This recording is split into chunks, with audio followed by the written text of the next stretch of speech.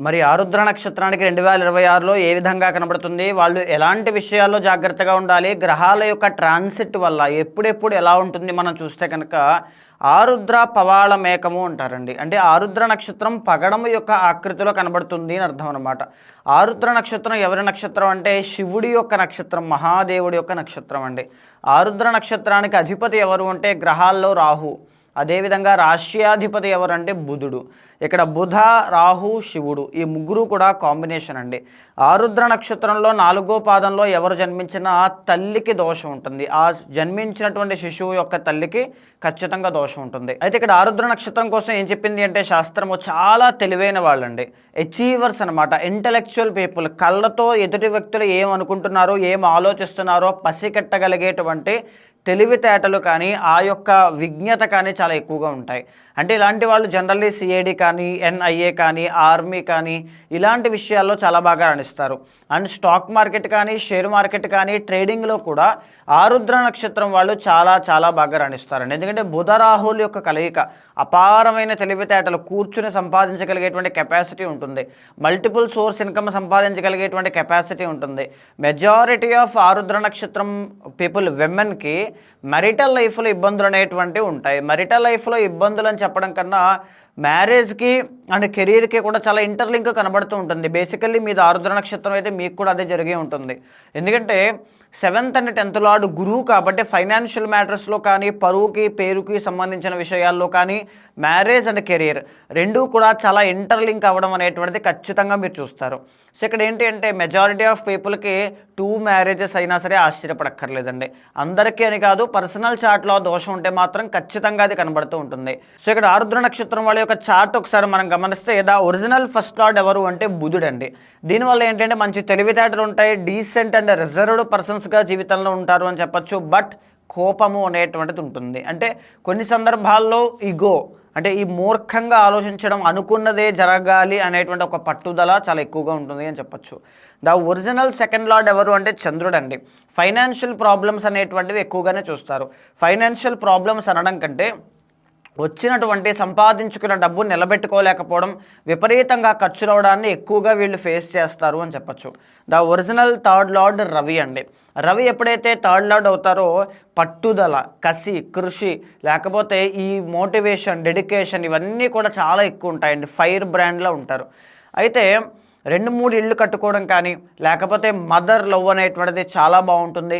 తర్వాత చెప్పాలి అంటే ప్రాపర్టీస్ అనేటువంటి విపరీతంగా కొనడం కానీ జరిగే అవకాశాలు ఎక్కువగా ఉంటాయి. ఆడ సంతానము జనరల్లీ ఆరుద్ర నక్షత్రం వాళ్ళకి ఎక్కువగా కలుగుతూ ఉంటారు.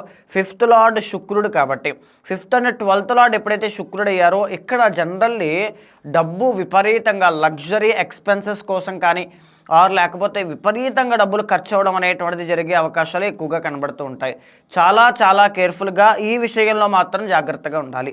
6th లార్డ్ ఎప్పుడైతే కుజుడు అవుతూ ఉంటారో అప్పుల బాధ కానీ, వాహన ప్రమాదములు కానీ, బ్లడ్కి సంబంధించినటువంటి అనారోగ్య సమస్యలు కానీ వచ్చే అవకాశాలు ఎక్కువగా ఉంటాయి. ఆ విషయంలో కూడా కాస్త జాగ్రత్తగా ఉండాలి. కోపాన్ని కంట్రోల్ చేసుకోవాలి. కోపం తగ్గించుకోకపోతే ఎన్నో అవకాశాలు జీవితంలో చేజారిపోయే అవకాశం ఉంటుంది. కాబట్టి చాలా చాలా కేర్ఫుల్గా ఉండండి. ఇందాక already 7th and 10th lord గురువు యొక్క ఫలితాలు మనం చెప్పుకున్నాం. Marital life or business or career ఈ మూడిటికి కూడా ఇంటర్లింక్ అనేటువంటిది ఉండే అవకాశం ఉంటుంది.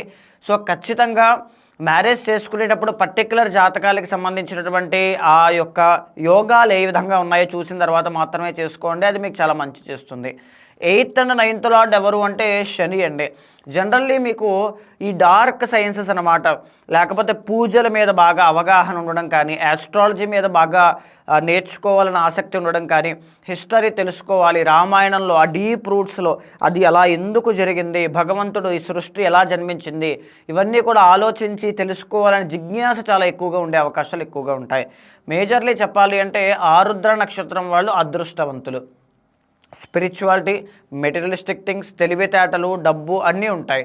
డబ్బుని వృధాగా ఖర్చు పెట్టకుండా కోపాన్ని కంట్రోల్ చేసుకుంటూ ఈగో అండ్ యాంగర్ మేనేజ్మెంట్ ఉండగలిగితే మీరు చాలా సక్సెస్ఫుల్గా జీవితంలో ముందుకు వెళ్ళగలుగుతారు. 2026లో మీకు ఏ విధంగా కనబడుతోంది, ఎలాంటి విషయాల్లో జాగ్రత్తగా ఉండాలో మనం చూస్తే కనుక ముఖ్యంగా 2026లో జూన్ 1వ తారీఖు దాకా గురువు అనేటువంటి ఆయన మీకు జన్మంలో ఉంటారు. జన్మల్లో ఉండేటువంటి గురుడికి 4 దృష్టిలు ఉంటాయండి, 1, 5, 7, 9. దీనివల్ల ఏం జరుగుతుంది అంటే గురువు యొక్క దృష్టి అనేటువంటిది 5వ స్థానమైనటువంటి తులారాశి మీద పడుతుంది. సంతానం విషయంలో ఇబ్బందులు కనబడతాయి, మ్యారిటల్ లైఫ్లో ఇబ్బందులు అనేటువంటివి కనబడతాయి, వ్యాపారంలో నష్టాలు చూడడం కానీ కష్టములు కలగడం కానీ జరిగే అవకాశం ఉంటుంది. ఎవరికైనా డబ్బులు ఇచ్చి మరి వాళ్ళతో అవమానపడడం కానీ సహాయం చేసి మరి ఇబ్బంది పడడం కానీ ఖచ్చితంగా చూస్తారండి. చాలా కేర్ఫుల్గా ఉండాలి. అయితే ఇంకొక విషయం ఏంటి అంటే గురువు అనేటువంటి ఆయన జూన్ 1వ తారీఖు తర్వాత నుంచి ఎక్కడికి వెళ్తూ ఉన్నారు, 2వ స్థానం అయినటువంటి కర్కాటకంలో ఎగ్జాల్టేషన్లోకి వెళ్తూ ఉన్నారు. దీనివల్ల ఏం జరుగుతుందంటే ధనలాభం కలుగుతుంది, వ్యాపారంలో విజయాలు లాభాలు వచ్చే అవకాశం ఎక్కువగా ఉంటుంది, కెరీర్లో ముందడుగు వేయడం కానీ కెరీర్లో ఎక్స్పాన్షన్ కనబడుతుంది, ఉద్యోగ ప్రయత్నాలు అనుకూలిస్తాయి, తర్వాత వివాహాది శుభ కార్యక్రమాలు అనుకూలిస్తాయి, సంతానాది విషయాల్లో శుభవార్త వినేటువంటి యోగం పడుతుంది. విద్యార్థులకే మంచి విద్య అనేటువంటిది కూడా ఈ పీరియడ్ ఆఫ్ టైంలోనే June, July, August, September, October అంటే ఈ 5 నెలల పాటు బాగా అనుకూలించే అవకాశాలు ఎక్కువగా ఉంటాయి. తర్వాత నవంబర్ 1వ తారీఖు తర్వాత నుంచి గురువు అనేటువంటి ఆయన మీకు 3వ స్థానంలోకి వెళ్తారు. 3వ స్థానంలోకి వెళ్ళిన తర్వాత సిబ్లింగ్స్, ఇంట్లో ఉండేటువంటి కుటుంబ సభ్యులు కానీ తోడబుట్టిన వాళ్ళతో కానీ చిన్న చిన్న తగువులు కావచ్చు, సంతానం విషయంలో ఇబ్బందులు రావడం కానీ విపరీతమైనటువంటి ఖర్చులు పెరగడం కానీ తెలియనటువంటి అసంతృప్తి, కెరీర్లో ఒడిదుడుకులు లాంటివి చూసే అవకాశాలు ఎక్కువగా ఉంటాయి. అయితే 2026లో ఆరుద్ర నక్షత్రం వాళ్ళకి 10వ స్థానంలో శని ఉంటారండి మీనంలో. దీని యొక్క ఎఫెక్ట్ ఏమిటి అంటే కంటక శని. కంటక శని మీకు 2026 అండ్ 2027లో కూడా ఎఫెక్ట్ అయ్యి ఉంది. దీని మూలాన ఏం జరుగుతుంది అంటే కెరీర్లో సాటిస్ఫాక్షన్ లేకపోవడం కానీ దూరపు ప్రాంతాలకి ట్రాన్స్ఫర్ అయ్యి అందరికీ దూరంగా కష్టపడుతూ పనిచేసిన సంతృప్తికరమైనటువంటి జీతం కానీ సంతృప్తికరమైన జీవితాన్ని కానీ అనుభవించకపోవడం కానీ కలుగుతుంది అని శాస్త్రం చెబుతోంది. సో ఖచ్చితంగా కెరీర్ బాగుండాలి అంటే గురుబలం పెరగాలి, శని అనేటువంటి ఆయన మీకు అనుగ్రహించాలి. వీళ్ళిద్దరినీ ఫేవరబుల్గా ఉండడం కోసం తగినటువంటి రెమెడీస్ ఆచరించండి. మీ పర్సనల్ చార్ట్లో ఒకవేళ గురువు కానీ శని కానీ బాగున్నారు అంటే 100% పాజిటివ్ రిజల్ట్స్ చూస్తారండి. ఈవెన్ ఇక్కడ 40% గోచారంలో గురువు శని బాగాలేకపోయినా నేను చాలామందిని చూస్తాను నా ఎక్స్పీరియన్స్లో అలాగా. సో పర్సనల్ చార్ట్ అనేటువంటిది కూడా చెక్ చేసుకోండి. ఇక్కడ ఏంటి అంటే రాహు అనేటువంటి ఆయన సంవత్సరం మొత్తము కూడా మీకు 9, 8 స్థానాల్లో ఉంటారు. రాహు బలము అనేటువంటిది లేదు. దీనివల్ల ఎవరిని నమ్మి డబ్బులు ఇవ్వడం కానీ రాంగ్ ఇన్వెస్ట్మెంట్స్ చేయడం కానీ లేకపోతే 9వ స్థానంలో రాహు అంటే విదేశాలు వెళ్ళడం, డబ్బులు అక్కడ వృధాగా ఖర్చు అవ్వడం, వృధా ప్రయాసలు, వృధా ప్రయాణాలు, వృధా ఖర్చులు ఇలాంటివి కనబడుతూ ఉంటాయి. వాటిని కాస్త అదుపు చేసుకోవాలి. 3వ స్థానంలో కేతు అనేటువంటి ఆయన సంవత్సరం మొత్తము కూడా బాగున్నారండి, ఆల్మోస్ట్ డిసెంబర్ 1వ తారీఖు దాకా.